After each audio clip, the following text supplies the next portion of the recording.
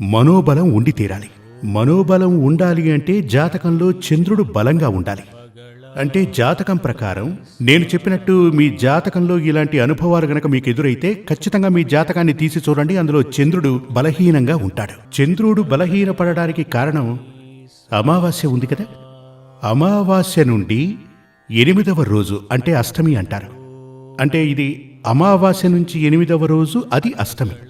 దీనిని శుక్లాష్టమి అని కూడా అంటారు.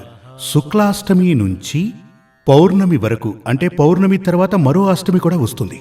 అది కృష్ణ అష్టమి. కృష్ణపక్షంలో వస్తుంది గనక అది కృష్ణాష్టమి.